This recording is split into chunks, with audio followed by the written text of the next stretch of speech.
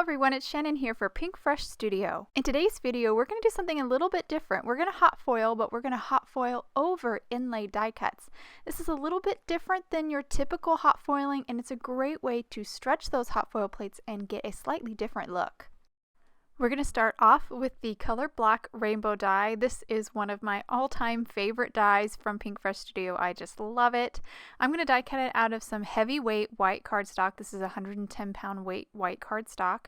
Just line it up, run it through my die cutting machine. I did use an A2 panel. It doesn't matter what you use, just as long as you can get the whole die, a piece of cardstock that's big enough for the whole die. I'm going to pop out all of my arches. There's actually 10 of them, and I'm going to keep them in order and put them to the side. I'm going to start with the smallest arch here, and I'm going to add color with my Pink Fresh Studio ink. I'm just going to rub the ink pad directly over the paper. I found for this little piece it was a little bit easier to actually take the paper and rub it into the ink pad itself, and then move on to the next piece. Same thing here. I'm going to grab that little piece, rub it right directly onto the ink pad. Here I'm going to grab it as well and kind of pick it up and do the edges just to really get good coverage. This is going to be the only way I'm adding color to all these arches. You of course could die cut all of these arches out of scraps of colored cardstock if you prefer, but I do think this is a lot easier. I need the white frame already, so I have to die cut this out of white cardstock already, so I might as well use these white cardstock arches just add color to them with my dies. So I'm just going one by one through all of these little arches and adding the ink to them. And I do have 10 Pink Fresh Studio inks picked out. I went with kind of a light rainbow palette. The inks when you do this kind of direct to paper application of the inks, it's kind of a heavy coating, so it's a little bit darker than it normally would be, but these still, I think, turned out really pretty, this rainbow. Here is Lemon Whip, and then I'm ready kind of for my warm side of the rainbow.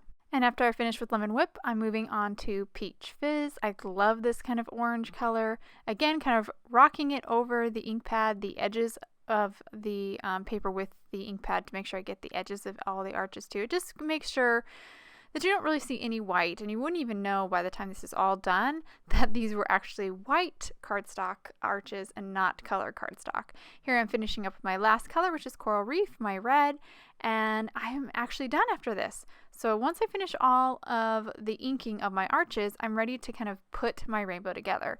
Now, to kind of make everything stay in place and keep these inlaid pieces in place, I have some micro pour tape. You could use washi tape if you prefer. You just want something that's kind of a low tack tape just to hold all of these inlay arches in place. So I kind of cover the whole back of this with that tape. It's okay if it's extending past the rainbow. I'll trim off that overhang later, and then I will just pop in each one of my arches into their corresponding opening in that frame, and this is just going to create a really pretty rainbow. You can actually already see, you already get kind of the gist of what it's going to look like with all those arches in their rainbow order up above, but this is the fun part. I love this part. It's like almost putting the puzzle pieces together and seeing the finished product, which is so pretty. So here I'm finishing up with my last two arches, and boom, that's our beautiful rainbow. So pretty. So now I'm going to grab my scissors and just trim off the overhang of that micro pour tape, and that will actually complete kind of that inlay process for my die cut. So from here, we're going to actually foil on top of this. So a little bit different. I'm going to be using the Joyful Peonies hot foil plate today. I've got my Glimmer machine here. It's on and ready to go. The green light is on, so it's ready for my foiling plate. So I'm going to place it down, and then I'll press the timer there. You can see that green light's blinking. Once it stops blinking, which you'll see here in just a second, there it is, it stopped blinking. It's ready now. It's hot and ready for me to make my sandwich. I'm going to start here just by kind of figuring out where my my die cut needs to go, so I get a nice angle with those flowers. So I think I'm right here. So I'm paying attention to the grid on that Glimmer machine, so I know where to replace my flower or my rainbow. Here I have my foil. I'm going to place it shiny side down. and then grab my die cut again and kind of line it back up with the grid. But before I do that, I do want to pull my platform away from my Glimmer machine, because that jolt of pulling it, that kind of big good pull that you have to pull, can kind of mess up your whole sandwich. So I'm going to make sure it's detached, then kind of finish up with my sandwich. So I put down my cardstock. Now I'm going to put down my thin shim, and then lastly my spacer pad, and then I'll run this through my die cutting machine. And after I run it through here, I'll remove both the spacer pad and my shim, and then you'll see we have this really pretty foiled flowers or foiled florals over our rainbow. And this is such a fun look. You can definitely it's just a little bit different than just foiling over white cardstock or foiling over colored cardstock. I do have a little spot there where I will clean up, and I'll show you that there. I just got one leaf that kind of stuck a little bit more because we're doing it a little bit differently. We're doing it on these inlaid dies. You might have a little bit more cleanup to do than you normally would do if you have it just on regular cardstock. So here I'm pointing out that I want actually one corner of this A2 panel foiled. So I am flipping it over and realizing if I want the right corner foiled, I have to place my hot plate on the left side, because we're kind of flipping our panel over. So we have to keep that in mind. So I did place my plate there. I'm using that Joyful Peonies again, placing it on the left side. Then I will place down my foil. This is going to be kind of the back. It's a panel that will be kind of the background of our card. Place my panel down and then place again finish my sandwich with the shim and then the spacer pad, and then I'll run that through. And this will just be a nice little background, a little detail for kind of to help balance out that big rainbow and the foiling on the rainbow. And you can see how beautiful that turned out, really pretty. So here I am now going to clean that up. I have a craft knife here, and I'm just going to carefully kind of scrape off that excess foil that's just kind of stuck to around my leaf. Luckily it's not really stuck down because the plate isn't pushing it down, so just a little bit of scraping with my craft knife really gets it off.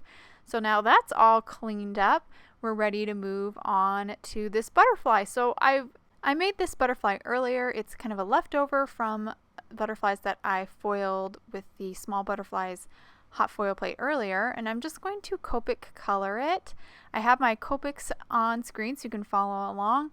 I picked colors that were very similar to the Pink Fresh inks that I used for the rainbow, and this coloring goes pretty quick. Because I'm using so many colors, I opted to Copic color versus ink blend. You could definitely ink blend if you wanted, but I wanted to get in all 10 of my rainbow colors, so I decided this was going to be a little bit easier than because I'm using so many colors, than trying to mask and incorporate all those colors with the matching stencils. But the stencils are definitely an option too. And I used the same foil for this as I used for the flowers that I used earlier, and actually it's the same foil that you'll see on my sentiment as well. This is kind of a cool gold foil. It's a little bit matty and not quite as shiny, but it has a really cool iridescent shine to it, and you can definitely see it when I hold it to the light and kind of give it a turn. It has this almost rainbow shine, which I love. This is called Aura and it's also from Spellbinders. It's just a really pretty foil. I love it, and I've been using it a lot lately. Here I am just finishing up this butterfly with kind of my warm side of the rainbow, and lastly with my red color.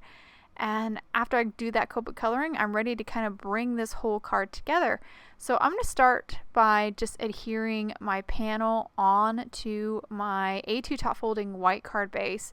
So I'm just going to do that with some liquid adhesive. Just going to add some adhesive to the back side of this panel and stick it right down onto the card base. You definitely could have foiled the card base itself, but I was more confident with my ability to line up a panel than a whole card base to the plate.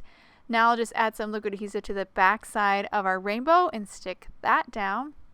I've already gone ahead and added some foam adhesive to the back side of my sentiment, and I'm going to kind of balance it out a little bit with a couple strips of cardstock because I'm going to have the sentiment over the rainbow, and to compensate the side that's not over the rainbow, to compensate that side for, and that because of the additional thickness of the rainbow, I'm going to add these little bits of cardstock to that side that's kind of hanging off, and that'll just make sure it's really level and balanced.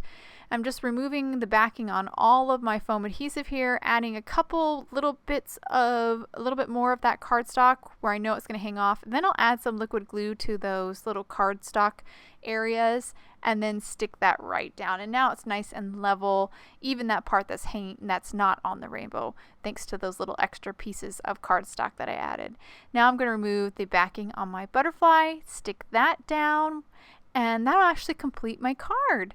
So really simple here at the end, but I love how it turned out. I love that kind of balance of the rainbow with that butterfly and the beautiful foiling on not only the white cardstock, but also on the rainbow. It's just a nice little detail.